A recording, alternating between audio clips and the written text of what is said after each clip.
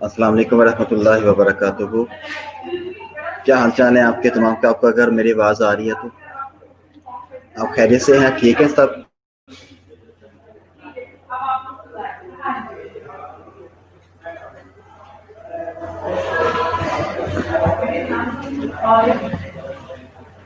آپ کو میری آواز آ رہی ہے؟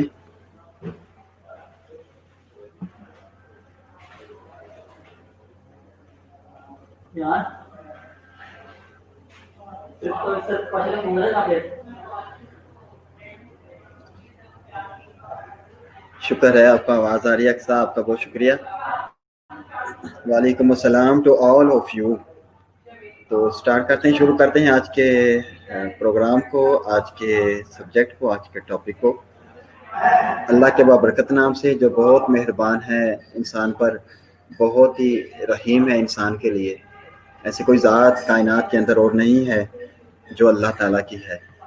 اس کا ہم جتنا بھی شکر ادا کر سکیں ہم ادا کر ہی نہیں سکتے، لیکن ہم اپنی ذمہ داری کو ضرور پورا کرتے ہیں. ذمہ داری صرف یہ نہیں ہے کہ زبان سے کہہ دینا یا اللہ تیرا شکر ہے، یا اللہ تیرا شکر ہے، یا اللہ تیرا شکر ہے. یہ ذمہ داری یہ نہیں ہے. آپ کے اندر باقاعدہ اس کا اللہ تعالیٰ کے تمام احسانات کا کہ شکر گزاری آپ کے قول سے، آپ کے عمل سے، آپ کی سوچ سے، آپ کے عقیدے سے ظاہر ہونی چاہیے. تو پھر آپ ایک مکمل، ایک باقاعدہ اللہ تبارک و تعالیٰ کا جو ہمیں بتایا گیا، جس قاعدے سے اللہ کا شکر ادا کرنا بتایا گیا ہے، ہم اس انداز میں اللہ کا شکر ادا کر سکتے ہیں. 3 چیزوں سے: اپنے سوچ سے، خیالات سے، نظریات سے اللہ کا شکر ادا کریں، اپنے قول اقوال سے، اور اپنے عمل سے. تینوں چیزوں سے ہم کر سکتے ہیں. تو اللہ کے نام سے شروع ہوا، اور پھر درود پاک the Prophet Muhammad on the Prophet Muhammad صلی اللہ علیہ وسلم، کہ جن کے ذریعہ سے اللہ تبارک و تعالیٰ نے ہم تک وہ قاعدے پہنچائے جس قاعدہ سے اللہ کا شکر ادا کیا جاتا ہے. وہ اصول بتائے گئے، وہ نظام بتایا گیا ہے، وہ سسٹم سارا بتایا گیا ہے نبی کریم صلی اللہ علیہ وسلم کی ذات اقدس کے ذریعہ سے ہم تک اللہ تبارک تعالیٰ نے وہ کمیونیکیشن پہنچائی. وہ کمیونیکیشن اللہ تعالیٰ نے ہم سے رکھی، ہم تک وہ پیغام پہنچایا کہ جس پیغام سے، جن قاعدوں پر عمل کرتے ہوئے ہم اللہ کا شکر ادا کر سکتے ہیں. ٹھیک. تو تمام برکتیں، تمام درود، تمام تعریفیں اللہ تبارک تعالیٰ کے بعد نبی کریم صلی اللہ علیہ وسلم کے ذات اقدس کو ہم بھیجتے ہیں. اللہ تبارک تعالیٰ نبی کریم صلی اللہ علیہ وسلم کی ذات اقدس کو برکتیں بھی عطا فرمائے اور سلامتیاں بھی عطا فرمائے. اور دنیا میں جب تک ہم زندہ ہیں ہمیں اللہ تبارک تعالیٰ ایسی شخصیات نبی کریم صلی اللہ علیہ وسلم کے ساتھ اور اس کے علاوہ جتنے بھی شخصیات ہیں دنیا میں، اللہ تبارک تعالیٰ ان سب سے، ان کے سب سے علم، ان سب کے علم سے جو اللہ تعالیٰ نے ان کو عطا فرمایا، ان سب کے عمل سے مستفید ہونے کی ہمیں توفیق، ہدایت اور اسباب عطا فرمائے. اور قیامت کے دن بھی اللہ تبارک تعالیٰ ہمیں انہی نیکوکاروں کے صفوں میں جمع فرمائے، انہی کے گروپ میں، ان کے جھنڈ میں ہمیں اللہ تبارک تعالیٰ جگہ نصیب فرما دے. قیامت کے دن بھی ہم ان لوگوں نیکوکار لوگوں کے ساتھ ہم ہوں. نبی کریم علیہ السلام کے ہاتھوں سے اللہ تبارک و تعالیٰ ہمیں حوض کوثر پینا نصیب فرمائے، جو قیامت کے دن ایک ہی واحد کوثر ہوگا، ایک کنواں ہوگا، چشمہ ہوگا، جہاں سے پانی جہاں میسر ہوگا، کہیں پانی میسر نہیں ہوگا. وہاں تک صرف وہی پہنچ سکتے ہیں جو اپنے قول سے، اپنے عمل سے دنیا میں رہ کر اللہ سے اور اس کے رسول سے محبت کا اظہار کر چکے ہوں گے، وہاں تک صرف وہی پہنچ سکتے ہیں، ہر کوئی نہیں پہنچ سکتا۔ میں یہ نہیں کہتا کہ صرف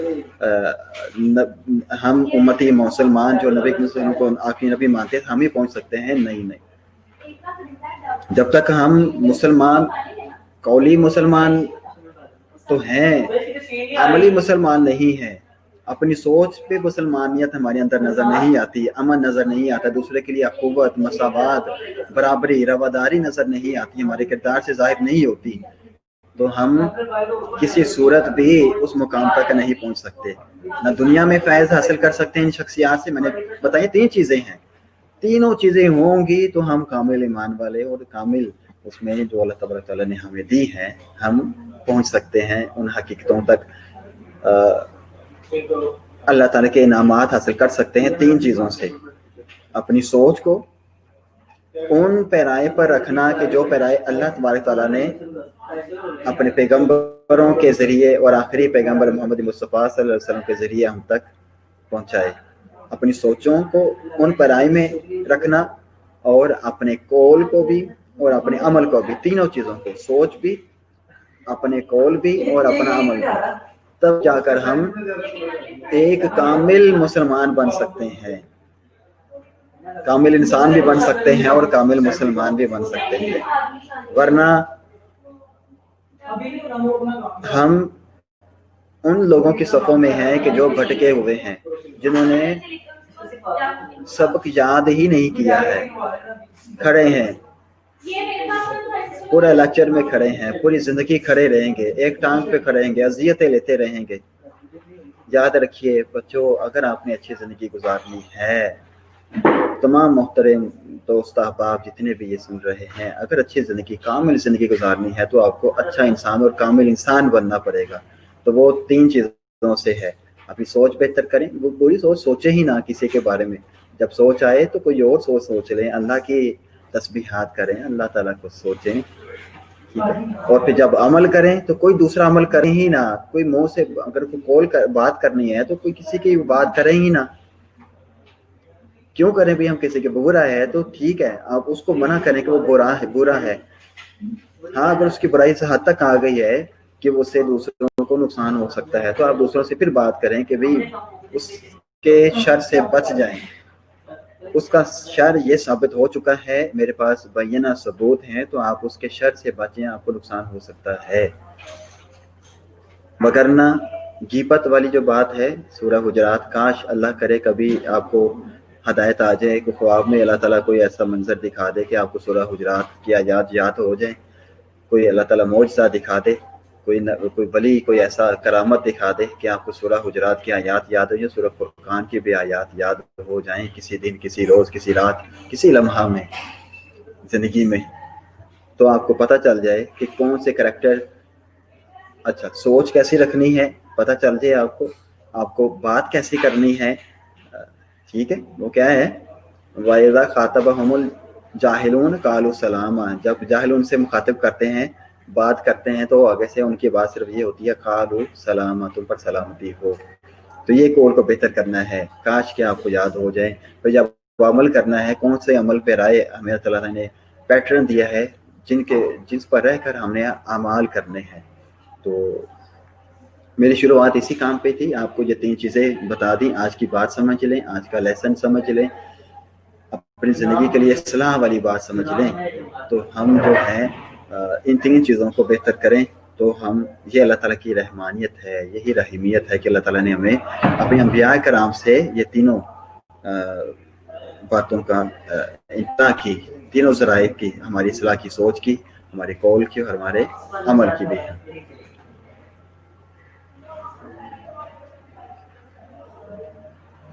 جی بالکل ہیرا ظفر، آپ نے بالکل صحیح کہا، جب ہم اپنی سوچ ہی پیدا نہیں کریں گے کہ یاد کرنا ہے، یہ نظریہ ہی نہیں رکھیں گے، تو پھر ہم اس کو پڑھیں گے کیسے؟ قول پہ کیسے؟ قولی جو نہج ہے، جو طریق ہے، وہ کیسے اپنائیں گے؟ پھر قولی بھی نہیں کر، اس کو ریڈ بھی نہیں کریں گے، تو پھر ہم کیسے اس کو یاد کر عملی صورت اختیار کریں گے اس کو یاد کریں گے؟ ٹھیک ہے، ہمیں خود کو کرنا ہے تو اسی لیے میں کہتا ہوں کہ اپنی بجائے کہ دوسری باتیں کرنے کے آپ نماز پڑھتے ہیں، آپ وضو ہوتے ہیں، نماز کے بعد کچھ 5 یاد کر لیا کریں. اگلی نماز میں جب آپ نماز کھڑے ہو کے پڑھیں تو ان 5 یاد کو انہی نماز میں پڑھ لیا کریں. نوافل جب ادا کریں تو ان میں وہ ایک ریپیٹیشن ہو جاتی ہے اور پکی یاد ہو جاتی ہے. ہاں ایک بات اور بھی ہو سکتی ہے کہ آپ اپنا ایک رجسٹر بنائیں، ایک کاپی بنائیں آپ کی، وہ صرف اور صرف قرآن یاد کے لیے، اسلام یاد کے لیے وہ کاپی ہو. میں نے شروع میں آپ کو بتایا تھا کہ آپ کی ایک ہونی چاہیے. جب ہمارے آن لائن مطلب فیس ٹو فیس پریزنس میں جو کلاسز ہوتی تھی یونیورسٹی میں ہوتی رہی ہیں، تو آپ کو یہ میں بتاتا تھا کہ ایک آپ کی سیپریٹ بکلیٹ ہونی چاہیے، اس کی نوٹ بک ہونی چاہیے.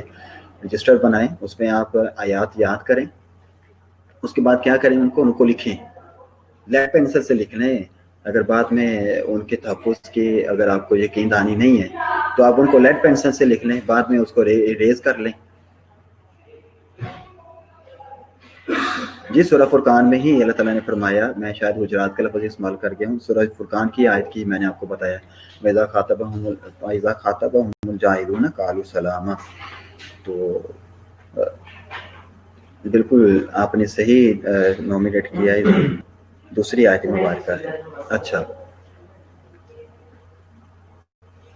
میں بات کر رہا تھا، ہاں آپ ایک ایک کاپی نوٹ بک بنائیں، ایک کاپی بنائیں، رجسٹر بنائیں، اس پہ آپ آیات یاد کریں، ساتھ لکھ لیں، پھر آپ دیکھیں کہ آپ کہاں غلط ہیں.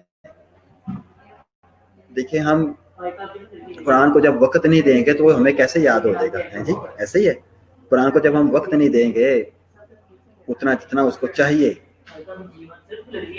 کیسے ہمیں یاد ہو جائے گی ساری باتیں؟ کیسے ہمیں ایک مضمون یاد کرنا ہوتا ہے تو کیا کرتے ہیں، اس کے پورشن بناتے ہیں. انگلش میں ایک ایسے یاد کرنا ہے، اس 3-4 پورشن بنا لیتے ہیں. پہلے اوپر والا جو پورشن ہوگا، پہلا پیرا ہوگا، اس کو یاد کرتے ہیں، پھر اس کو لکھتے ہیں، پھر دیکھتے ہیں کہ کہاں پہ غلطی، لکھتے لکھتے بول بھی جاتے ہیں کہ پتہ نہیں ایسا لفظ تھا، ایڈوائز تھا تو سمجھ نہیں آ رہی، لیکن جو بھی ہوتا ہے ہم لکھ لیتے ہیں. جب ہم اس کو بعد پھر ٹیلی کرتے ہیں اپنے اس اصل کے ساتھ تو پھر ہمیں غلطیاں محسوس ہوتی ہیں کہ ہم نے یہ غلطی کی ہے ہم نے، تو پھر ہم اس کی دوبارہ یاد کرتے ہیں اس کو، پھر دوبارہ جب لکھتے ہیں تو پھر جب وہ لفظ آتا ہے ایڈوائس تو پھر یاد آتا ہے ہاں وہ ایڈوائس ہی تھا، تو ہم دوبارہ لکھ لیتے ہیں. زبر زیر پیش کی، بلکہ ایس کا بھی، سی اور ایس کا بھی فرق نہیں رہ جاتا. اتنا ہم مطلب 3 سے 4 دفعہ 5 دفعہ پریکٹس کرنے سے یہ ایسا ہی ہوتا ہے، ہمیں پکا پانی یاد ہو جاتا ہے. ہوتا ہے نہیں ہوتا؟ تو ہم قرآن کو کتنا وقت دیتے ہیں، قرآن یاد کو کتنا وقت ہم دیتے ہیں؟ تو ہم جب وقت نہیں دیتے تو ہم کیسے کہہ دیں کہ ہمیں سر یاد نہیں ہوتی؟ کیسے یاد کر لیں گے جب ہم اس کو اتنی انٹینشنز؟ تو میں آپ کو یقین کے ساتھ کہتا ہوں وہاں پہ اگر انٹینشنز کے 100 حصے کیے جائیں تو 90 جو مشقتیں ہیں نا، 90% وہ آپ کو دوسرے سبجیکٹس میں دینی پڑتی ہیں. 10% اگر آپ اس کو انٹینشنز دیں، صرف 10%، 100 میں سے صرف 10%، تو یہ آیات قرآن آپ کو اس سے زیادہ اچھی یاد ہو جائیں. قرآن آیات جو ہے اس سے زیادہ اچھی یاد ہو جائیں جتنا آپ 90% انٹینشنز ان کو دینے سے آپ حاصل کرتے ہیں، وہ علم حاصل کرتے ہیں، وہ یاد کرتے ہیں. ٹھیک، اور وہ پکا بھی یاد نہیں رہتا. آپ سے مجھے بتائیں کہ کیمسٹری میں فارمولے جو تھے وہ اس کے گندک کے تعداد، سلفیورک ایسڈ کا وغیرہ وغیرہ، ٹھیک ہے، اس کا سارا آپ بتا سکتے ہیں؟ نہیں. وہ آپ نے کتنی انٹینشنز دیکھ کے وہ یاد کیے ہوں گے، نیومیریکل فزکس کے یاد کیے ہوں گے. ہم آج میں رکھ دوں تو نہیں کر سکیں گے، کبھی بھی نہیں کر سکیں گے. ہاں ریویژن کے لیے کہیں گے سر میں ایک دفعہ ریوائز کر لوں پھر میں آپ کو یہ نیومیریکل کر کے دکھا، آسان سے آسان بھی نیومیریکل اگر آپ کو میں دے دوں. ایسا ہی ہے نا، 90% ٹینشن آپ کو کیا فائدہ دے رہی ہیں؟ میں آپ کو یہ یقین دہانی کے ساتھ کہتا ہوں 10% ٹینشن صرف وہاں پہ آپ کو بار بار کو 10 دفعہ لکھنا پڑتا ہے تو ایک ٹاپک یاد ہوتا ہے پورے سال میں. ایک دفعہ 10 دفعہ آپ تو نہیں لکھتے ایک ہی وقت میں بیٹھ کر، مختلف اوقات میں آپ کو وہ کم و بیش 10 دفعہ، کم و بیش اس سے زیادہ ہی دفعہ آپ کو لکھنا پڑتا ہے تو وہ بات کلیئر ہوتی ہے، وہ علم آپ کے تک آپ کو یاد آنے آتی ہے، بات سمجھ آ جاتی ہے. تو یہاں پہ آپ کو 2 سے 3 دفعہ ہی شاید لکھنا پڑے گا، اس سے زیادہ لکھنا بھی نہیں پڑے گا اور آپ کو پکا ہی پانی یاد ہو جائے گی. پھر وہ آئے تک کو میں 10 سال بعد بھی کہیں ملاقات ہو نا، پیٹرول پمپ پہ ملاقات ہو جاتی ہے آپ سے، آپ اپنی گاڑی میں پیٹرول ڈلوا رہے ہوتے ہیں اور میں کہیں بائک پہ آ کے کھڑا ہوں پیٹرول ڈلوا رہا ہوں، آپ گاڑی سے کہ سر السلام علیکم، جانا پہچانا 10 سال پہلے میں آپ سے پڑھتی رہی ہوں، پڑھتا رہا ہوں، تو سر میں وہ فلاں فلاں ہوں، ٹھیک ہے. تو میں اگر تب بھی آپ سے پوچھوں تو پھر بھی آپ اس وقت مجھے وہ آیت سنا سکتے ہیں آپ کہ آپ نے ریوائز بھی نہیں کی ہوگی. ٹھیک ہے, سمجھ آئی بات کی. تو یہ علم ایسا ہے, یہ نور ایسا ہے قرآن کے عربی, قرآن کا جو ہے یہ اللہ تعالیٰ نے انسان کی فطرت پہ یہ کلام پیدا کیا ہے. یہ کلام انسان کی فطرت پر پیدا کیا گیا ہے. تو جو چیز فطرت کا حصہ ہو جاتی ہے تو وہ اس کو صرف آپ نے ایک دفعہ اپنا حصہ بنانا ہے, تو وہ آپ کا پکا حصہ ہو جاتی ہے, پھر وہ بھولتی نہیں ہے بات وہ چیز. ٹھیک ہے, امید ہے آپ کو میری بات آج کچھ سمجھ آ گئی ہوگی. 3 چیزیں سوچ پہلے پیدا کریں کہ ہم نے کرنا ہے. استاد نے کہہ دیا ہے, ماں باپ نے کہہ دیا ہے, کسی بزرگ نے کہہ دیا ہے, یہ بات میں سچائی ہے, انہوں نے اپنے تجربات سے کچھ سیکھا ہے تو ہم تک پہنچایا ہے, یہ بات میں حقیقت موجود ہے, تو پھر کچھ نہ سوچیں, اس پر عمل پیرا ہو جائیں. ٹھیک ہے, اور عمل پیرا ہونے کے یا پھر آپ ذرائع ڈھونڈیں کہ ہم کس طرح سے اس پر عمل پیرا ہو سکتے ہیں. ٹھیک ہے, تو یہ کچھ تدبر آپ نے بھی کرنا ہے اور کچھ آپ کو رہنمائی اساتذہ کی طرف سے بھی ہونی ہے. ٹھیک ہے,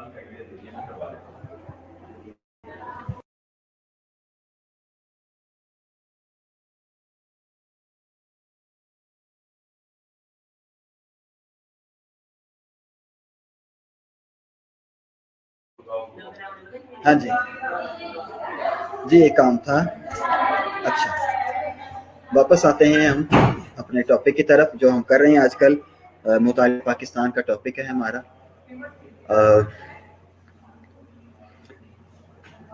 کوئی بچائے بچہ بغیر دیکھے بغیر پڑھے, ہم نے جو پاکستان میں نفاذ اسلام کی جو کوششیں کی گئی, اور آخری جو ٹاپک پڑا تھا, بس پیچھے میں بعد میں بات کرتا ہوں, پہلے جو ہم لیٹسٹ ہم نے جو کیا تھا وہ کیا تھا. کوئی بچہ بغیر پڑھے اس کے مجھے پوائنٹس بتا سکتا ہے, 2 بتا دے, 3 بتا دے, سارے اپنی اپنی جگہ بتا دے, تاکہ ہم اس کو پورے ایگزیکٹ ایز اٹ از یہاں پہ میں 10-12 جتنے ہم نے کیے تھے ہم یہاں پہ کر سکیں, لکھ سکیں ایک دفعہ میں. تو کوشش کیجیے بغیر پڑھے بغیر دیکھے, جو ہم نے لاسٹ ٹائم جو کیا ہے 2 دن میں ختم ہوا, یہ 1 دن میں نفاذ اسلام کی کوشش ہے جو شریعت ایکٹ یہ ضیاء الحق نے پیش کیا تھا.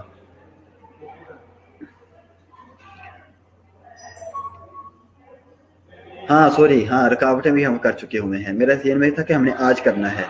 ہاں جی, مشکلات پڑی تھی جو نفاذ اسلام میں ہائے رکاوٹیں ہیں پاکستان میں. نفاذ اسلام کے نظام اسلام کو نافذ کرنے کی جو ہائے رکاوٹیں ہیں, وہ کون کون سی مشکلات ہیں, کون کون سی رکاوٹیں ہیں. تو بچے آپ ان کو ایک لائن میں جتنی آپ کو آتی ہیں وہ لکھیں, اور پھر ایک بچہ جو ہے نا ان سب کو اپنے پاس پیج پہ لکھتا ہے, آخر پہ ہم سب کو جو اپنے سامنے لکھی ہیں وہ اس کے اوپر لکھ دے سارا, 10 کے 10 12 جتنی ہم نے پڑھی. جی جی, میں نے سب کو بتایا, میں بس جوائن کر رہا ہوں آپ کو.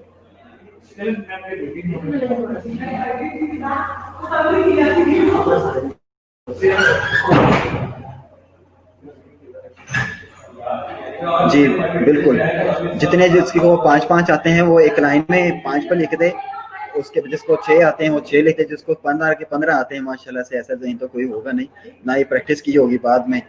ان کو اس طرح سے جیسے میں نے آج بتایا یاد کرنے کی ایک پریکٹس ہے.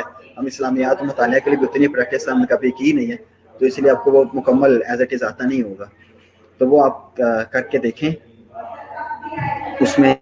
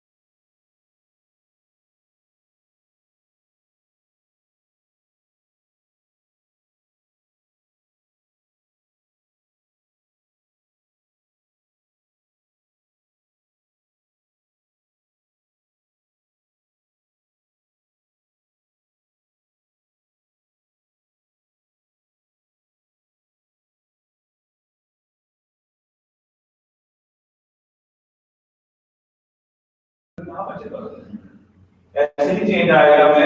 میں میرے اندر سافٹنس آ نہیں رہی, میرے اندر نرمی آ نہیں رہی, میرے اندر اس وقت ریلائزیشن آ نہیں رہی, میں اس کو کنوینس کر نہیں رہا, تو کیسے ہوگا؟ تو اس لیے ہمیں سب کو اس چیز کے لیے کوشش کرنی ہے کہ سب سے پہلے اپنے اندر. اور دوسری بات, بعض اوقات میں مثال دیتا ہوں, میں ہوں کلاس میں گیا ہوں, بچے بھی بات نہیں سن رہے, وہ شکر دے یا مذاق لے کر پڑھائی جا رہا ہے, غلط روک دیں, اپنی تذلیل کروا رہے ہیں, کام روک کے پہلے ان کو تیار کریں کہ میری بات کی اہمیت کیا ہے. سب سے پہلے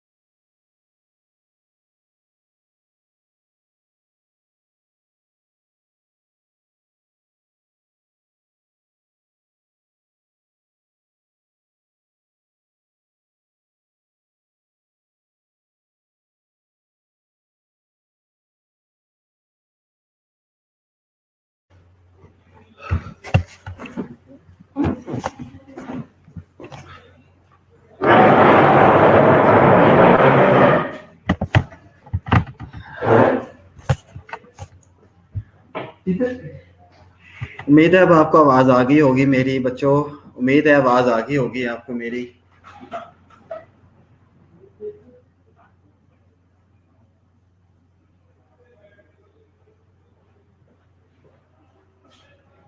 आवाज आ रही है अब आपको मेरी?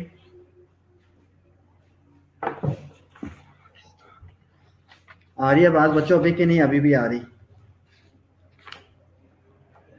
शुक्र है अल्लाह का, अल्लाह का लाख लाख शुक्र है। अच्छा ये मेरे पास अभी आए हैं सना कमल साहबा की तरफ से भी कुछ उर्दू में इन्होंने लिख के दिया है। हाँ जाहिर है पेपर आपने उर्दू में ही देना है, तो सना कमल आपका बहुत शुक्रिया, आपने अच्छी एफर्ट की है। इतना अच्छा वो रिदम बंधा हुआ था शुरू शुरू में, और जैसे नेटवर्क गया और सारा रिदम जो है ना वो टूट गया।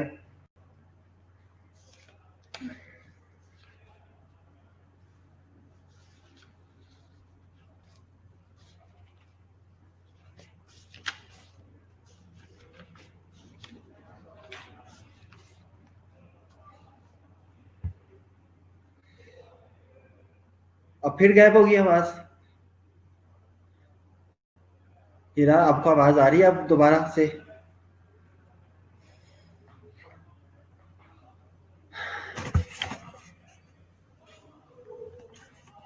आपको आवाज आ रही है अब क्या नहीं आ रही? मैंने जगह चेंज की है अपनी, शायद इस वजह से अब बेहतर हो गया वो सिग्नल्स, या पता नहीं, मुझे लगता है कि मेरे इधर वेबिनार में ही कुछ प्रॉब्लम है। रुबाब शुक्रिया आपका, सना कमल शुक्रिया, आपने बता दिया आवाज़ आ रही है। तो अभी हम जो जिस लेक्चर की तरफ जा रहे हैं वह अर्ज़ पाकिस्तान। आज हम एक नया टॉपिक है, एक नया बाब है, एक नया चैप्टर है, अर्ज़ पाकिस्तान, पाकिस्तान की सरजमीन।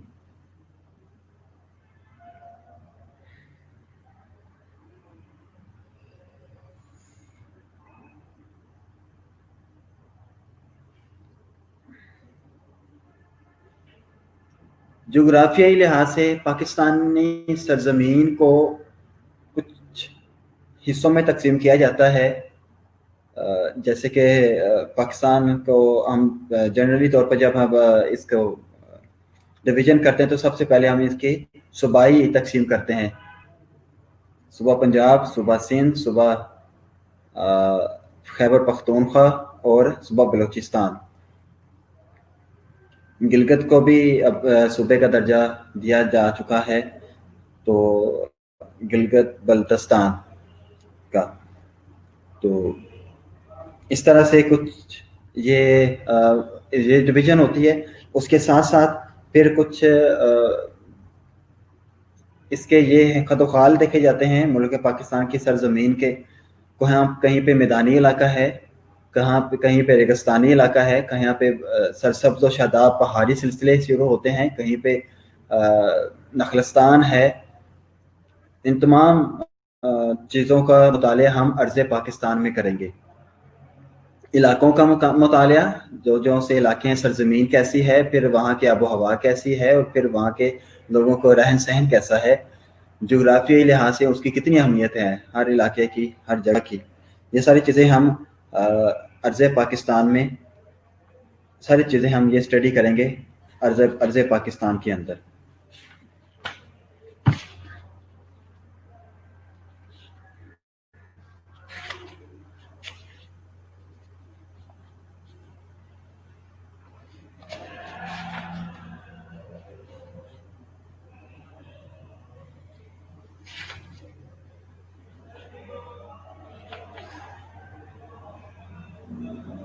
जी, पाकिस्तान का नाम चूंकि हमें पता है, पाकिस्तान का नाम इस्लामी जमहूरिया पाकिस्तान रखा गया। हाँ जी, महल वकू भी कह सकते हैं, पाकिस्तान का महल वकू, अर्ज़ पाकिस्तान पाकिस्तान का महल वकू। महल कहते हैं जगह को, और वकू भी जिस जगह पे वो, जिस मुकाम पर वो जगह वाक़या हो, उसका महल और वकू जो बनता है, वकूआ भी कहा जाता है कि फलां वकूआ पे ये मामला पेश आया। तो महल पाकिस्तान जिस इलाके में सरजमीन पर पाकिस्तानी रियासत का नाम है, कायम और दायम है पाकिस्तान, तो उसकी सरजमीन के खुसूसियात क्या हैं, उनको कितने हिस्सों में तकसीम किया جاتا ہے, کیا جا سکتا ہے اور کیا گیا ہے. سب سے پہلی بات یہ ہے کہ پاکستان کا نام اسلامی جمہوریہ پاکستان ہے. اس سے سمجھ یہ آتی ہے کہ یہاں پہ جمہور عوام کی جو مذہب ہے وہ اسلام ہے, وہ اسلامی جمہوریہ پاکستان. اس لیے کہا جاتا ہے کہ یہاں پہ مسلمان کثرت سے آباد ہوں گے. جب مذہب کسی ریاست کا حصہ بنتا ہے تو اس ریاست کا رہن سہن, اس ریاست کا رسم و رواج, اس ریاست کے تمام تر معاملات جو ہیں وہ اس مذہب سے کوریلیٹ کرتے ہوں گے. پھر ہم اس ریاست کو پڑھنے سے پہلے ہم اس مذہب کو دیکھیں گے, کیونکہ مذہب کی حیثیت ریاست کی حیثیت سے کہیں زیادہ ہوتی ہے.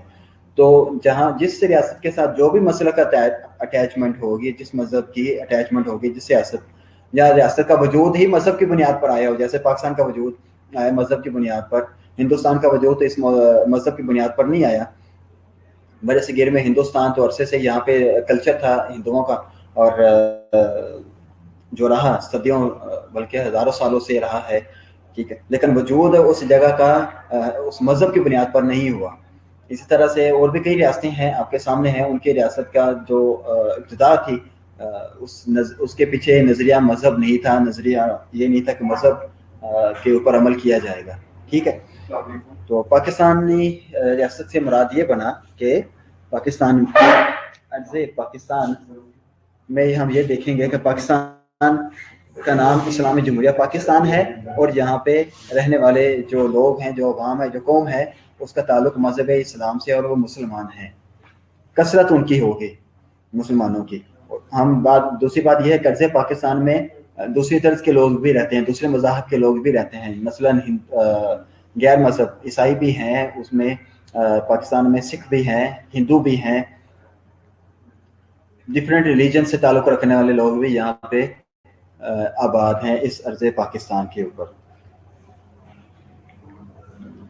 تو اگر اس کا ہم نے ایک جگہ پہ میں نے دیکھا تھا, پڑھا تھا کہ پاکستان میں جو غیر مسلم لوگ آباد ہیں تو انہوں نے اپنا ایک تجزیہ پیش کیا تھا, لیکن میرے خیال سے وہ غلط ہوگا.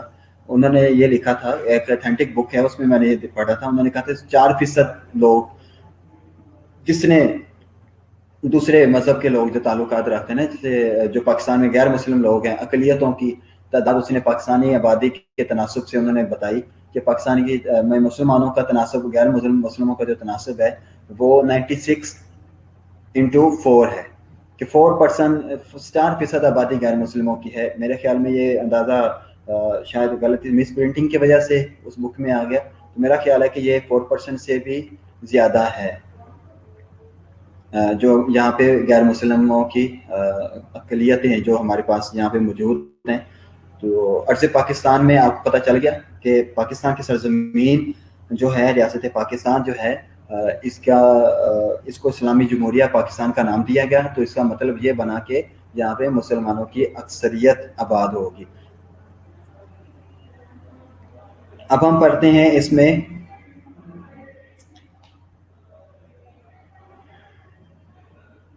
جو میں نے آپ کو بات کی کہ پاکستان کو جو کچھ حصوں میں تقسیم نے صوبائی ڈویژن کی, اس کے علاوہ جو ایک اور ڈویژن کی جاتی ہے جغرافیائی لحاظ سے ارض پاکستان کو, وہ یہ ہے کہ یہاں کے آب و ہوا جو ہے, پاکستان کے آب و ہوا کے لحاظ سے بھی یہاں پہ ایک ڈویژن ہوتی ہے. مختلف علاقوں کی آب و ہوا مختلف ہے یہاں پہ, ٹھیک ہے. آب و ہوا یہاں پہ ہوا, پہاڑ بھی ہیں, کہیں پہ دریا بھی ہیں, اور دریاؤں کا جو رخ ہے, یہ تمام چیزیں جو ہیں یہ ایک جغرافیائی وحدت کے تحت عمل میں آتی ہیں. تمام برِ صغیر سے مختلف حیثیت ہے پاکستان کے جو عرض پاکستان ہے برِ صغیر کے ڈفرینٹ. ایک منٹ پلیز,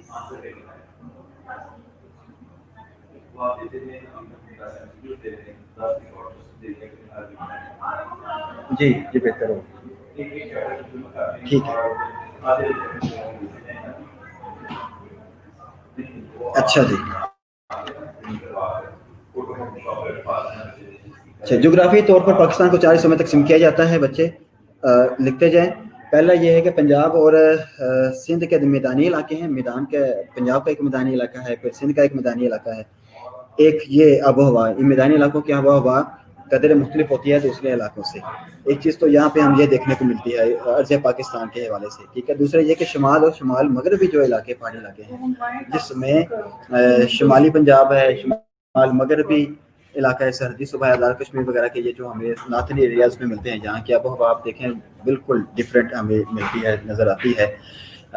تو اس کی ڈویژن، سیکنڈ ڈویژن جو ہے نا، ایک تو میدانی علاقے آپ کو پتہ ہے وہ میدان پنجاب کے بھی ہیں اور سندھ کے بھی ہیں، اور دوسرا شمالی علاقہ جو ناردرن ایریاز، دوسری ڈویژن یہ بنتی ہے. شمال اور شمال مغربی پہاڑی علاقے جتنے بھی ہیں ہمارے. تو پھر تیسری ڈویژن جو آتی ہے وہ پاکستان، رض پاکستان کی، وہ صوبہ بلوچستان کا سطح مرتفع پوٹوہار کا جو علاقہ آتا ہے، کہ جہاں پہ خشک پہاڑ تو ہیں لیکن خشک ہیں، سنگلاخ پہاڑ ہیں اور میدان ہیں کھلے، اور سب سمجھ لے کہ ایک نخلستان کی طرح کا وہ علاقہ ہے، خشک تر اب علاقہ ہے. وہاں پہ وہاں کی آب و ہوا ہمیں میدانی علاقوں کی آب و ہوا، ناردرن انڈیاز کی آب و ہوا میں یہ بھی ایک فرق آتا ہے. آپ وہاں پہ دیکھتے ہیں جیسے کہ کوئٹہ کا علاقہ ہے، سبی کا علاقہ ہے، سب سے زیادہ گرمی جو ہے نا وہ سبی والے علاقے میں مانی جاتی ہے کہ سب سے زیادہ گرمی ان علاقوں میں پائی جاتی ہے. اور چوتھا جو ہے وہ کراچی سے گوادر تک کا جو سمندری علاقہ ہے، کئی 100 میلوں پر وہ سفر وہ علاقہ واقع ہے. کراچی سے لے کر گوادر تک کا جو ساحل سمندر کے ساتھ ساتھ چلتا ہوا وہ علاقہ ہے، یہ بھی ایک طرز کی آب و ہوا رکھتا ہے اپنے اندر. عرض پاکستان کا ایک بہت درخشاں جو ایک چیپٹر ہے، ہم اس میں بھی دیکھیں گے کہ جو گوادر کی جو حیثیت آج پولیٹیکل لیول پہ چائنا پاکستان کا ملا کر جو بنائی گئی ہے، اس کی حیثیت کیا ہے گوادر کی. تو کراچی سے گوادر تک کا جو علاقہ ہے یہ بھی عرض پاکستان میں ہمیں نظر آتا ہے. اس کی ایک خاص اہمیت ہے. ہاں جی، میں وہی سوچ رہا تھا کہ میں شاید وہ پیچھے اسپیس کا بھی مجھے لگ رہا تھا کہ پرابلم ہے.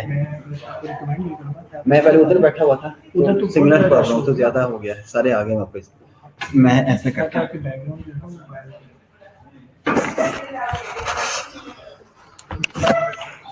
چل ٹھیک ہو گیا، بہتر ہو گیا. کافی انٹرپشن تھی، وہ بار بار گزر رہی تھی.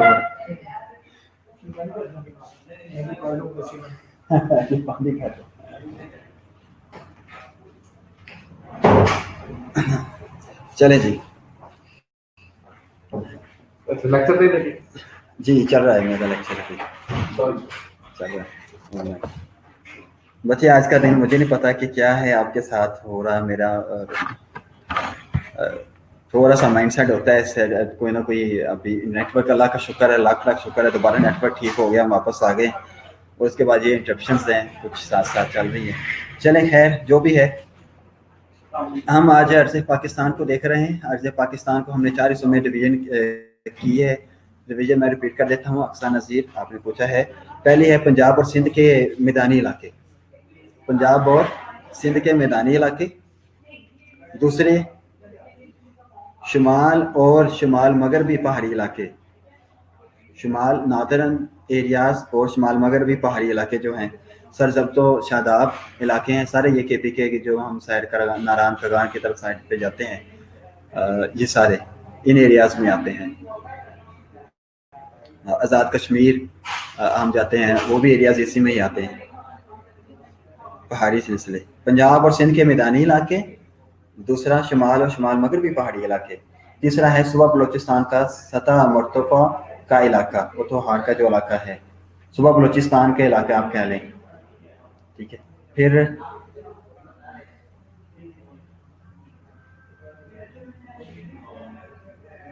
چوتھی بات ہے کراچی سے گوادر تک کا سمندری علاقہ.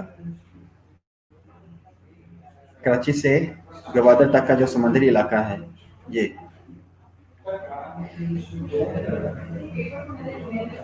ان چاروں علاقوں کی اپنی اپنی خصوصیات ہیں. جو آپ کو 4 علاقے گنائے ہیں، امید آپ نے لکھ لیے ہوں گے. اگر کسی نے لکھ لیے ہیں تو باقیوں کے لیے رہنما بنے اور یہاں پہ ایک دفعہ لکھ لیجیے گا. چاروں اردو میں لکھ دیں یا انگلش میں، جیسے آپ کو مناسب لگے، تاکہ باقی بھی مستفید ہو سکیں.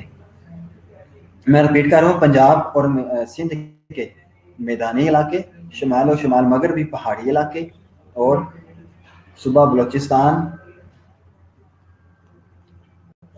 کے علاقے اور کراچی سے گوادر تک کا سمندری علاقہ.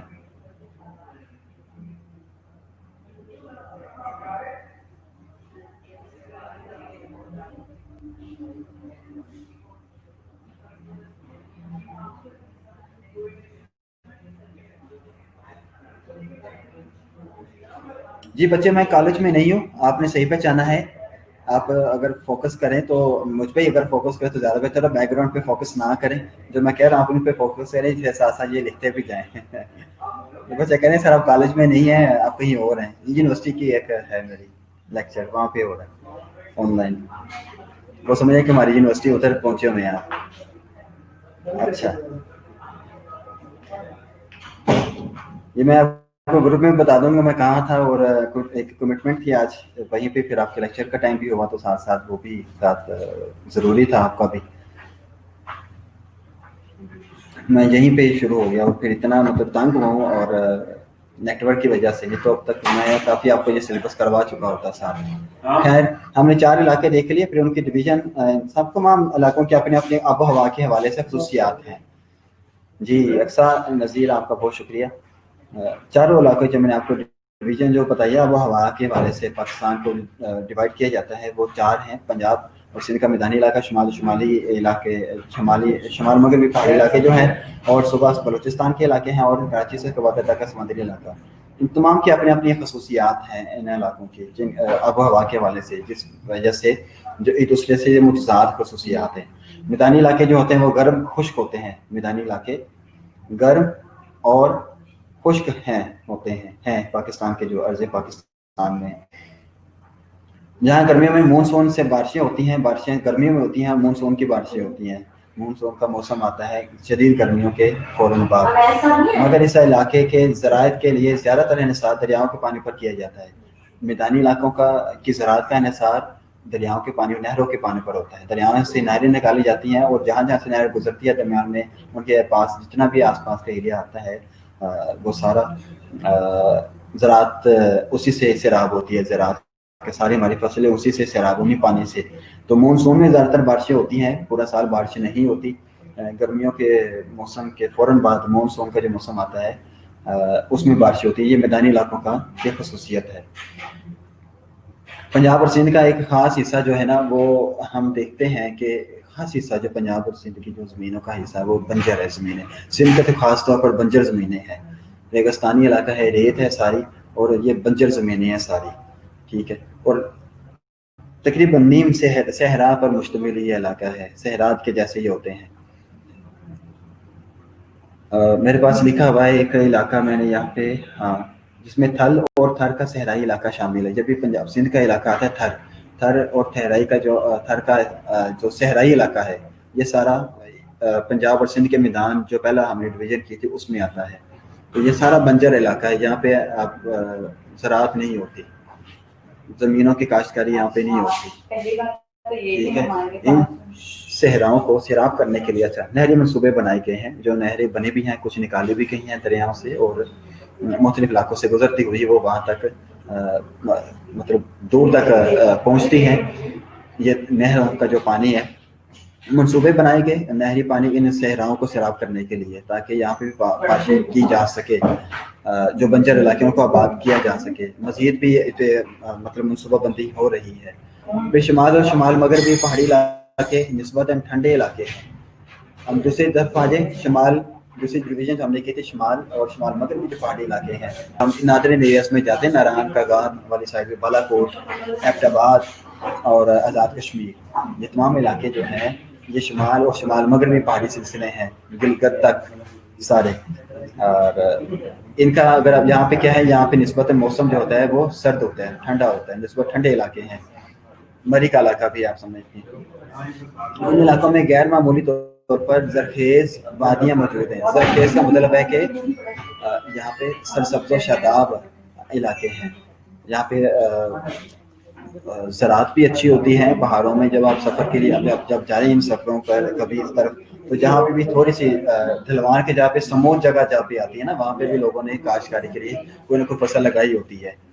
تو یہ ساری وادیاں آپ کو کسی بھی پہاڑ کی چوٹی پر چڑھ جائیں، آنکھ میں دائیں بائیں آگے پیچھے اوپر نیچے تک آپ کو سب شاداب نظر آئے گا، ہریالی نظر آئے گی. تو یہ سارے علاقے نسبتاً ٹھنڈے ہیں میدانی علاقوں سے.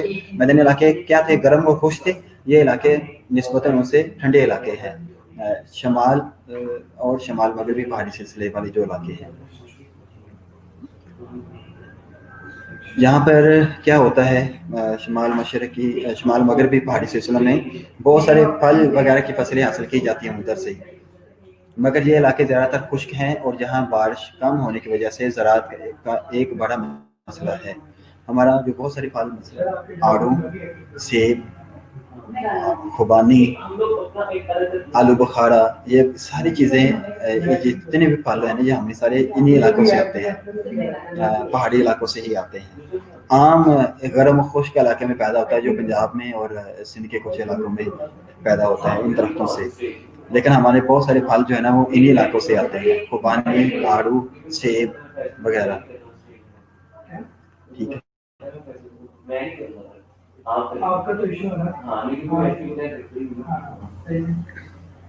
جی. اس کے بعد تیسری جو ڈویژن ہم نے کی تھی وہ کی تھی ہم نے صوبہ بلوچستان کا علاقہ، جو کچھ علاقے ہیں سطح مرتفع کا علاقہ، پورے ملک میں سب سے زیادہ خشک اور بنجر علاقے ہیں. ٹھیک ہے. پنجاب سے بات شروع ہوئی تھی. پنجاب میں خشک اور گرم موسم ہے، اور سرحد کی طرف چلے جائیں تو یہاں پہ موسم ہمیں ملتا ہے سرحد میں سڑکیں پیچھے میں بتا رہا ہوں، شمال اور شمال مغربی پہاڑی سلسلوں میں نسبتاً ٹھنڈے علاقے ملتے ہیں اور پھلوں کی پیداوار بھی زیادہ ہوتی ہے. اچھا، تو اب سطح مرتفع کی طرف جائیں جو کوئٹہ کا علاقہ ہے، سدھی کا علاقہ ہے. کبھی آپ کو جانے کا اتفاق ہوا ہو، نہیں تو آپ نیٹ پہ بھی یہ چیزیں ان کے امیجز دیکھ سکتے ہیں کہ بہت زیادہ تر علاقے جو ہے نا وہاں خشک ہیں اور بنجر علاقے ہیں. سارے علاقے موسٹلی آپ کو کہیں کہیں کو درخت نظر آئے گا، درخت تک بھی نہیں ہے، فصل کہاں پہ ہونی ہے وہاں ادھر. یہی وجہ ہے کہ اگر یہ پاکستان کے کل رقبہ کا 1/3 ہے، مگر جہاں آبادی بہت کم ہے. ان علاقوں میں بلوچستان میں آپ کو آبادی بھی نظر نہیں آتی. کم ہونے کی وجہ یہی ہے کہ وہاں پہ جو ضروریات زندگی ہے انسان وہاں پہ پوری کر ہی نہیں سکتا.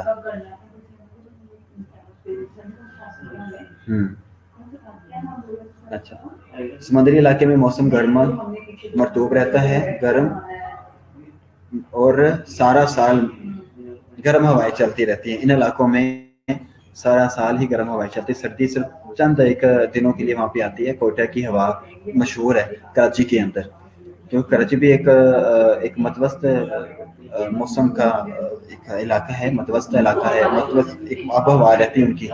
گرمیوں میں بہت زیادہ گرم نہیں ہوتا اور گرم ہوائیں نہیں چلتی وہاں پہ. ہوا جو ہے نا ساحلی سمندر کی جو ہوا ہوتی ہے نا، نیم ٹھنڈی ہوا بہی رہتی ہے. دن میں موسم گرم ہوتا ہے، شام میں موسم اچھا ہوتا ہے شدید گرمیوں میں. سردیوں میں صرف 1 مہینہ سے بھی کم دن وہاں پہ سردی زیادہ ہوتی ہے کراچی میں بھی. تو وہاں پہ یہی بات مشہور ہے کہ یہاں پہ کوئٹے کی ہوا چل رہی ہے. بہت چند دن وہاں پہ مطلب کوئٹے کا موسم ایسا، کوئٹہ یا یہ بلوچستان کی ہوائیں جب ادھر آتی ہیں سندھ کی طرف رخ کرتی ہیں ادھر، اب ادھر کا ہوا کا دباؤ کم ہونے کی وجہ سے ادھر جب سرد ہوائیں رخ کرتی ہیں بلوچستان کی طرف سے تو یہ چند ایک دن کا ہوتا ہے. باقی سارا سال جو ہے وہاں پہ موسم جو اپنا بلوچستان میں وہ گرم اور خشک ہوتا ہے، سارا سال گرم ہوائیں چلتی ہیں.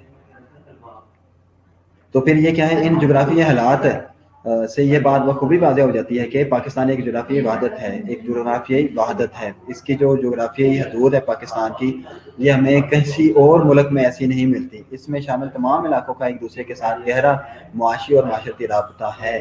ایک ایسی وحدت بنائی گئی ہے پاکستان میں کہ تمام علاقے ایک دوسرے پر صوبے جو ہے نا وہ معاشی طور پر بھی اور معاشرتی طور پر بھی انحصار کرتے ہیں ایک دوسرے کے ساتھ.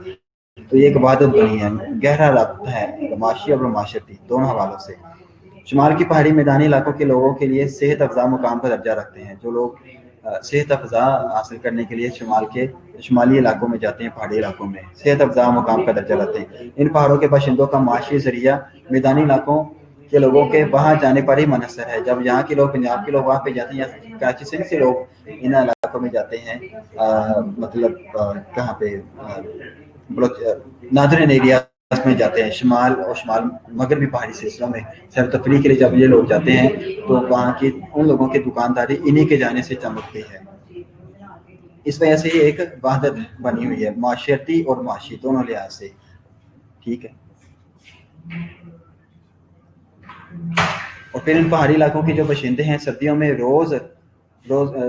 روزگار کے حصول کے لیے میدانی علاقوں کا رخ کرتے ہیں، ٹھیک ہے۔ جب وہاں پہ شدید سردی ہوتی ہے، جب یہاں پہ گرمی ہوتی ہے تو لوگ یہاں سے صحت افزا مقام پہ وہاں پہ جاتے ہیں پہاڑی علاقوں میں، شمالی علاقوں میں۔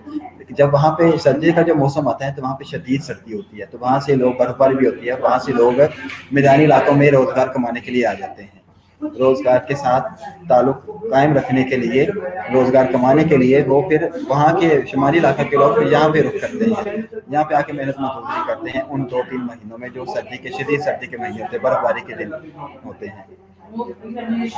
پھر اسی طرح سے ہم دیکھیں، یہ تو تھا پنجاب اور KPK کا معاملہ، شمال اور شمال مغربی پہاڑی سلسلوں کا معاملہ تھا۔ اسی طرح سے پھر ہم بلوچستان کو بھی اللہ تعالیٰ نے معدنی دولت سے نوازا ہے، اجناس کا زیادہ تر حصہ یہی پیدا ہوتا ہے۔ صنعت و تجارت میں بھی یہ علاقہ دوسرے علاقوں پر برتری رہتا ہے۔ صنعتیں جو ہیں، سیمنٹ کی صنعت ہے، ہم دیکھتے ہیں پتھروں سے پتھر کو نرم کر کے جو سیمنٹ بنایا جاتا ہے، پیسا جاتا ہے، یہ ساری سیمنٹ کے کارخانے جو نا وہاں سے ہیں۔ پھر بہت ساری معدنیات ہمیں بلوچستان سے ملے، بہت ساری اجناس ہمیں بلوچستان سے ملتی ہیں۔ ہاں، یہ جو ہمارا لکوڈ ہے، ہماری سوئی ناظرن ایریا سے نکلتی، سوئی کے مقام پر جو گیس نکلتی ہے، یہ گھروں میں بھی استعمال ہوتی ہے، اور دوسری گیسز، یہ ساری جو مٹیریل ہے، انرجی سورسز جو ہیں، یہ سارے ہمیں کہاں سے حاصل ہوتے ہیں؟ بلوچستان سے حاصل ہوتے ہیں، بلوچستان کے ساتھ زمین سے ہمیں حاصل ہوتے ہیں، ٹھیک ہے۔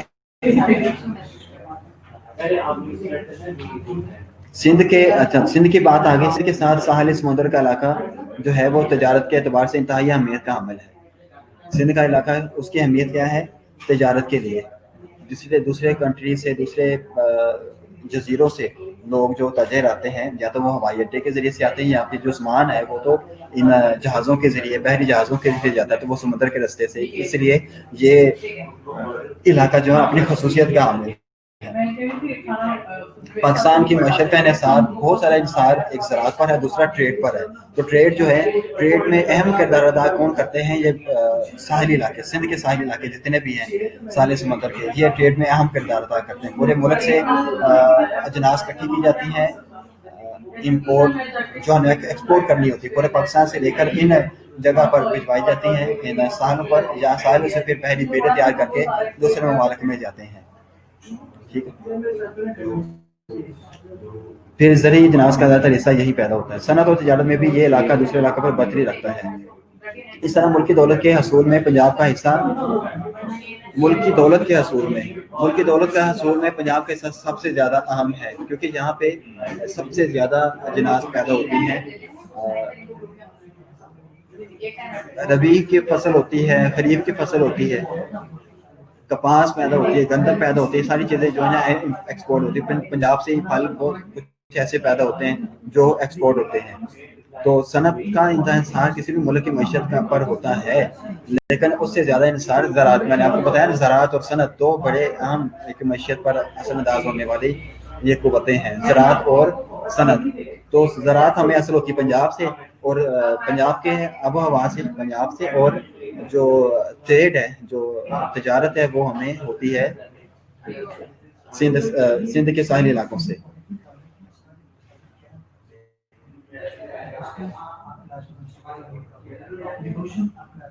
تاریخی اعتبار سے بھی خطہ پاکستان ایک وحدت ہے، تاریخی حوالے سے بھی اب بات کرتے ہیں۔ یہاں کے لوگوں کی اکثریت آریہ نسل سے تعلق رکھتی ہے۔ یہ آپ کے چلو سننے پڑھنے کے نہیں ہے، پاکستان میں شامل ہوئے مختلف زبانیں بولی جاتی ہیں، کی وجہ سے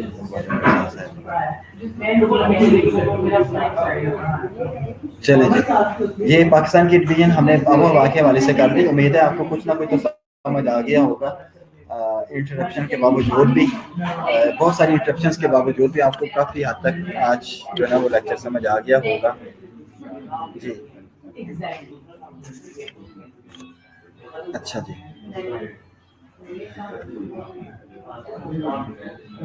मैं आपको रिपीट करता हूँ बच्चे, आप उनको देख लीजिएगा, जो पॉइंट्स आपके रह गए लिखने वाले वो भी साथ लिख लीजिएगा।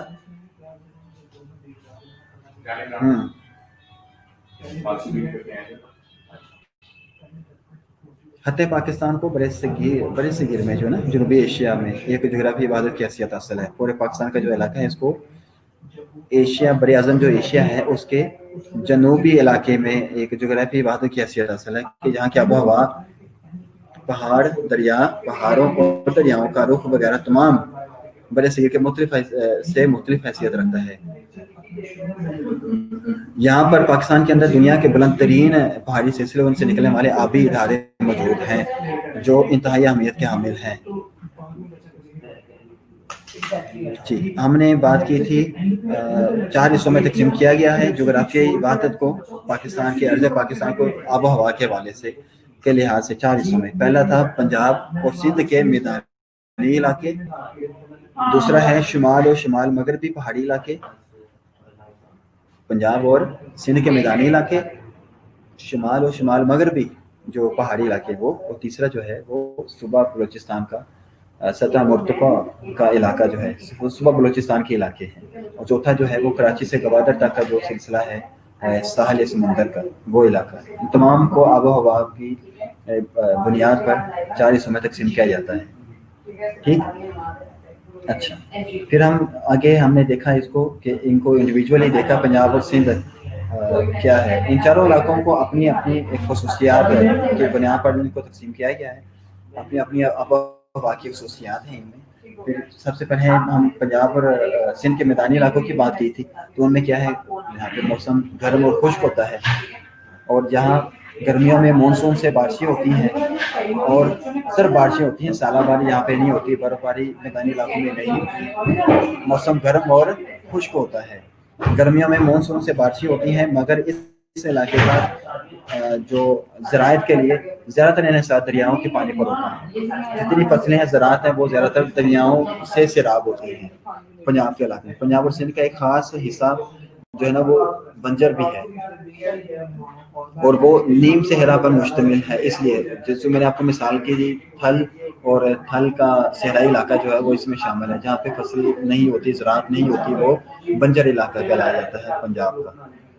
पंजाब और सिंध का एक हिस्सा, खास हिस्सा जो है वो बंजर है, क्योंकि वो सहरा पर मुश्तमिल है, जैसे थल और थर का सहराई इलाका जो है।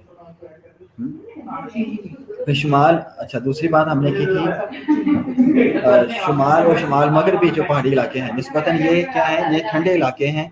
इन इलाकों में गैर मामूली तौर पर ज़रखेज़ वादियाँ मौजूद हैं, ज़रखेज़ वादियाँ मौजूद हैं। इन तमाम इलाकों में नॉर्दर्न एरियाज़ में हम देखते हैं जहाँ पर बहुत से फलों वगैरह की फसलें हासिल की जाती हैं।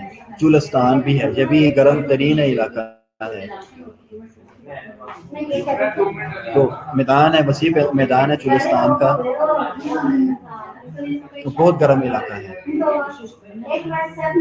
अच्छा, हम बात कर रहे हैं अभी शुमाल और शुमाल मगरब के पहाड़ी इलाकों की। उधर क्या है, ज़रखेज़ वादियाँ मौजूद हैं, निस्बतन ठंडे इलाके हैं, ज़रखेज़ वादियाँ मौजूद हैं, और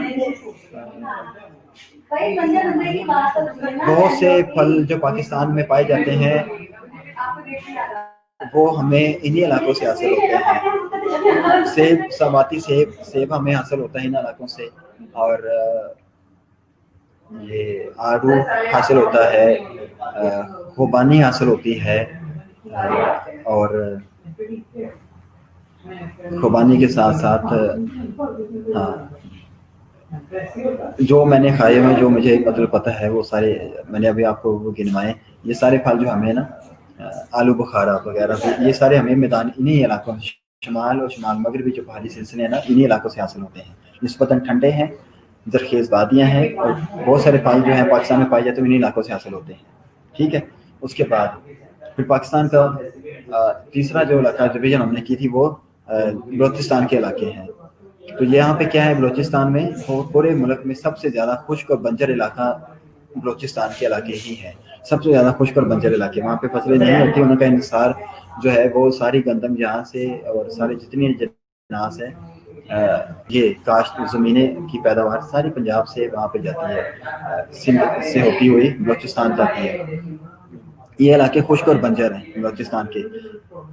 پھر یہی وجہ ہے کہ پاکستان کا کل جو ہے رقبہ اس میں 1/3 جو ہے وہ ان علاقوں کی وجہ سے بنجر کہلایا جاتا ہے. جو بلوچستان میں ہمیں آب و ہوا کی بنیاد پر جو ہم نے تقسیم کی ہے نا، بلوچستان میں بنجر علاقے زمین ہے، تو وہ اسی وجہ سے اس زمین کے ہونے کی وجہ پاکستان کا حصہ ہے. 1/3 جو پورشن پاکستان کے پورے محلے وقوع کا جو بنتا ہے 1/3 ہے، وہ بنجر کہلایا جاتا ہے. اس کی بنیاد یہی ہمارے بلوچستان کی سرزمین کی آب و ہوا کی بنیاد پر ہی ہے. ٹھیک ہے. اچھا، پھر کیا ہوتا ہے؟ پھر سارا سال یہاں کی آب و ہوا جو ہے وہ گرم رہتی ہے اور مرطوب ہوائیں چلتی ہیں. یہاں پہ گرم اور مرطوب ہوائیں چلتی ہے. میں نے آپ کو یہ ڈیفائن کر دیا ہوا ہے، میں ریپیٹ کر رہا ہوں. اگلا جو ہمارا آخری جو ڈویژن ہم نے کی تھی وہ کراچی سے گوادر تک جو صحرائی علاقہ ہے. ٹھیک ہے. تو صحرائی علاقہ جو ہے، سمندری علاقے جتنے بھی ہیں، یہ صحرا کے ہم کراچی سے گوادر تک کی جو اہمیت ہے آج پوری دنیا میں تسلیم کی جا چکی ہے. ٹریڈ کے حوالے سے بہت امپورٹنٹ، بہت ہی سگنیفیکنٹ سچویشن ہے اس کی گوادر کی، پولیٹیشین کے حوالے سے بھی، اور ساتھ جو ہمارے پاکستان میں جو آب و ہوا ہے میدانی علاقوں کی ہم نے دیکھ لیا، اور شمال مغربی پہاڑی سلسلوں کی آب و ہوا کو بھی ہم نے دیکھ لیا ہے. تو اس کے بعد جب ہم اس کی گوادر اور صحرائی علاقے جتنے بھی ہیں، سندھ سے کراچی سے شروع ہوتے ہیں گوادر تک کی، ان کی آب و ہوا ان سے قدرے ڈفرینٹ ہے تمام علاقہ جات سے. اچھا، پھر ان جغرافی حالات سے یہ بات خوبی واضح ہو جاتی ہے کہ پاکستان ایک جغرافی وحدت ہے. اچھا، اس میں شامل تمام علاقوں کا ایک دوسرے کے ساتھ، تمام علاقے جو ہیں آب و ہوا میں جو ہم ڈویژن کیے، تمام ایک دوسرے کے ساتھ گہرا معاشی اور معاشرتی رابطہ بھی ہے. ان کا ربط رکھتے ہیں، معاشی بھی اور معاشرتی بھی. شمال کے جو پہاڑی علاقے ہیں لوگوں کے لیے صحت افزا مقام کا درجہ رکھتے ہیں. ناران، کاغان، شوگران تک لوگ جو جاتے ہیں ان کے لیے، میدانی علاقوں کے لوگوں کے لیے وہ صحت افزا مقام کا درجہ رکھتے ہیں. گرمیوں میں لوگ وہاں پہ موسم بھی انجوائے کرنے کے لیے، کیونکہ یہاں سے نسبتاً ٹھنڈے علاقے ہیں. پھر ان پہاڑوں کے باشندوں کا جو ادھر کے شمال مغربی پہاڑوں پہ رہنے والے جو لوگ ہیں، ان لوگوں کا جو معاشی ذریعہ ہے وہ انہی میدانی علاقوں کے لوگوں کے وہاں جانے پر ہی منحصر ہوتا ہے. تو ان پہاڑی علاقوں کے باشندے جو سردیوں میں روزگار کے حصول کے لیے کیا کرتے ہیں، وہ میدانی علاقوں کا رخ کرتے ہیں. وہاں کے باشندے میدانی علاقوں میں سردیوں میں آتے ہیں. یہاں کے لوگ گرمیوں میں وہاں پہ صحت افزا مقام پر سیر و تفریح کے لیے جاتے ہیں. وہاں کے لوگ روزگار کمانے کے لیے سردیوں میں پنجاب میں میدانی علاقوں میں آتے ہیں. ٹھیک ہے. بلوچستان کو اللہ تعالیٰ نے معدنی دولت سے نوازا ہے، جبکہ سندھ کے ساتھ ساحل سمندر کا علاقہ تجارت کے اعتبار سے انتہائی اہمیت کا حامل ہے. یہ 2-3 لائنز بھی اگر آپ کے ذہن میں رہ جائیں، پکی ہو جائیں، تو بھی کافی ہے. اچھا، زرعی اجناس کا زیادہ تر حصہ کہاں پیدا ہوتا ہے؟ زرعی اجناس کا زیادہ تر حصہ جو ہے میدانی علاقوں میں، سندھ اور پنجاب کے میدانی علاقوں میں ہی پیدا ہوتا ہے. صنعت و تجارت میں بھی یہ علاقہ دوسرے علاقوں پر برتری رکھتا ہے. میدانی علاقہ سندھ اور پنجاب کے میدانی علاقہ. اس طرح ملکی دولت کے حصوں میں پنجاب کا حصہ زیادہ ہے. آزاد کشمیر اور پہاڑی علاقوں کے لوگ جو ہیں روزگار کے حصول میں غیر ملکوں کا رخ کرتے ہیں اور ملکی ادارے مبادلہ کے حصول. بس ہی باقی ہے ریلیٹڈ نہیں ہے، آپ کے کافی ہے.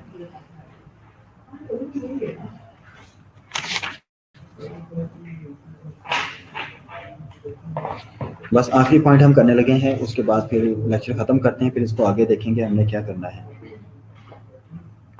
آخری پوائنٹ وہ پاکستان کے حدود اربع جو ہے وہ کیا ہے، رقبہ کیا ہے پاکستان کا. یہ آپ پہلے بھی میٹرک میں بھی کر چکے ہیں. پاکستان کے رقبہ آب و ہوا سے ہم نے وہ اس کو ڈویژن کرنی تھی جغرافیائی حالات میں، ہم نے کر لی.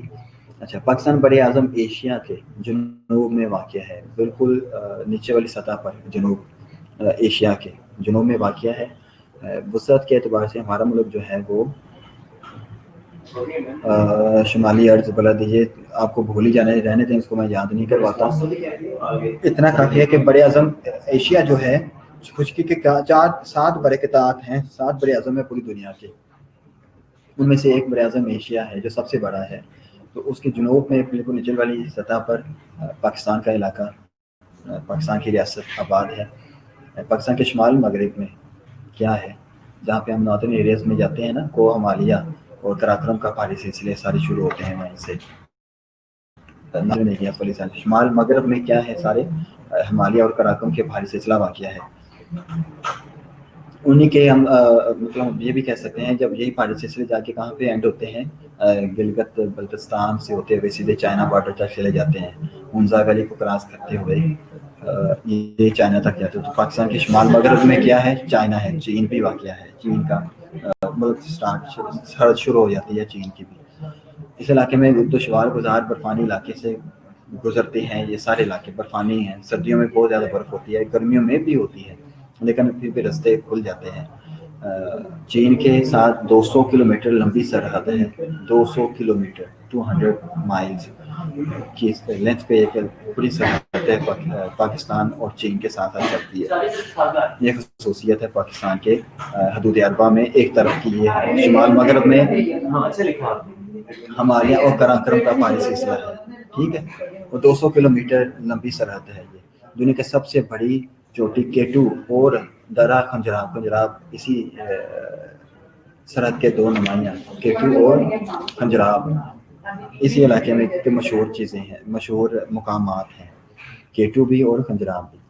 اچھا، اس کے بعد شمال مغربی کونے میں افغانستان کی ایک تنگ پٹی دخان بھی، اس کی چوٹی 20 کلومیٹر اور چوڑائی 20 کلومیٹر ہے، زیادہ سے زیادہ 80 کلومیٹر ہے. پاکستان کو روسی ترکستان سے جدا کرتی ہے. ترکستان جو ہے ترکی کا جو آگے علاقہ آتا ہے، وہ بھی ہمیں اسی شمال مغربی علاقہ جات سے ہی یہی رستہ ملتا ہے، اس طرف ہی ہے. ایک کونا صرف اس ترکستان کا، ایک کارنر اس ہمارے پاکستان کی سرحد کے ساتھ اٹیچ ہوتا ہے، ٹھیک ہے. یہ سارے پہاڑی سلسلے ہیں.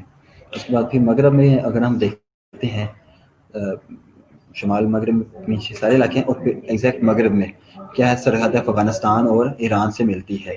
یہ وہی کوئٹہ اور پھر آگے سے چمن والی سائڈ پہ جاتے ہیں، مغرب کے سائڈ پہ کوئٹہ اور چمن، یہ آگے جا کے پھر افغانستان اور ایران سے یہ سرحد جا کے ملتی ہے. تو پاکستان کے شمال مغرب علاقے میں چائنا واقع ہے، چین واقع ہے، اور مغرب کے علاقے میں افغانستان اور ایران کی سرحدیں واقع ہیں، ملتی ہیں پاکستان سے. افغانستان کے ساتھ پاکستانی سرحد کی لمبائی 2253 کلومیٹر ہے. پاکستان اور افغانستان کے ساتھ پاکستانی سرحد کی لمبائی 2253 کلومیٹر ہے. اس سے نیچے ایران کے ساتھ پاکستانی سرحد کی لمبائی 800 کلومیٹر ہے صرف. چین کے ساتھ 200 کلومیٹر تھی، ایران کے ساتھ 800 کلومیٹر ہے. افغانستان کے ساتھ سرحد کی لمبائی 2253 کلومیٹر 2253 کلومیٹر ہے، جو افغانستان کے ساتھ سرحد پاکستان کی ملتی ہے، ٹھیک ہے. مغرب کی طرف بھی ہو گیا، شمال مغربی علاقہ بھی ہو گیا. اور اب بات آ گئی ہے مشرق میں. پاکستان کے مشرق میں کیا ہے، بھارت واقع ہے. ایگزیکٹ مشرق میں بھارت واقع ہے، انڈیا کا علاقہ ہے. یہاں ہندوستان کے علاقوں بھارتی پنجاب اور راجستھان کے ساتھ پاکستان کی سرحد کی لمبائی 1650 کلومیٹر کے قریب ہے، 1650 کلومیٹر کے قریب ہے، جو راجستھان اور پنجاب، بھارتی پنجاب کے ساتھ سرحد جو بنی ہوئی ہے. اور جو شمال کی جانب ایک خاصے بڑے علاقے میں بھارت اور پاکستان کی سرحد، کشمیر کے علاقے پر بھارت کے ناجائز قبضے کی وجہ سے ابھی تک حل طلب ہے. پاکستان وہ بھی اگر سرحد ملا لی جائے تو پھر یہ افغانستان کی جو سرحد کی لمبائی تھی نا 2253 کلومیٹر، اس سے بھی کہیں زیادہ ہو جاتی ہے. تو یہ 1650 کلومیٹر کی جو بھارت کے ساتھ جو سرحد چل رہی ہے، وہ پنجاب اور راجستھان کے علاقے تک کی ہے. راجستھان وہاں کی ایک ریاست ہے ہندوستان کی. اگر ہم یہ جو شمالی علاقہ جات اور کشمیر کے ساتھ جو سرحد ساتھ ساتھ چل رہی ہے، ایک طرف دریائے نیلم کے ایک طرف پاکستان ہے، دوسری طرف جموں و کشمیر ہے، آزاد کشمیر ہے، ٹھیک ہے. تو وہ علاقہ بھی اگر سرحد ملا لی جائے تو یہ افغانستان کی جو سرحد کی لمبائی تھی نا، اس سے بھی کہیں زیادہ ہو جاتی ہے. پاکستان کے جنوب میں اب بات رہے، پاکستان کے جنوب میں بحیرہ عرب واقع ہے، صرف سمندر واقع ہے جنوب میں پاکستان کے. بالکل عین نیچے پاکستان کے بحیرہ عرب واقع ہے. بس رقبہ اور آبادی یہ تو آپ کو لیٹسٹ نیٹ سے پتہ چل سکتے ہیں. ہاں رقبہ پتہ چل جاتا ہے کہ 7,96,096 کلومیٹر پاکستان مربع کلومیٹر پاکستان کا رقبہ ہے.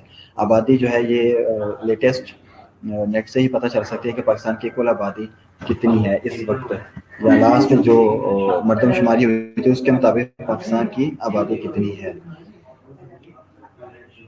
ٹھیک ہے, بس اتنا ہی کافی ہے. باقی ہم اگلے لیکچر میں انشاءاللہ تعالی.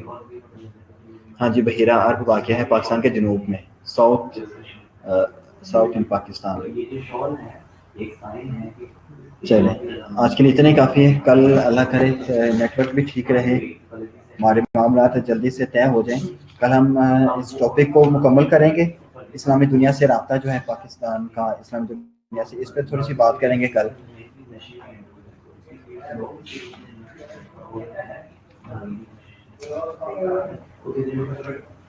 اور ساتھ ہم اسلامیات کا بھی ایک ٹاپک کریں گے کل انشاءاللہ تعالی, یہ بھی کریں گے, جلدی ختم کر لیں گے انشاءاللہ تعالی اس کو, اسلامی دنیا سے رابطہ.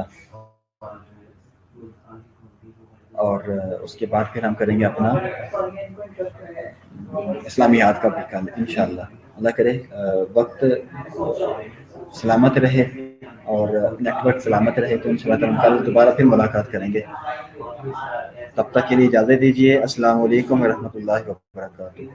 اپنا بہت سارا خیال رکھیے, سردی میں اپنے آپ کو تحفظ دیجیے. اللہ حافظ.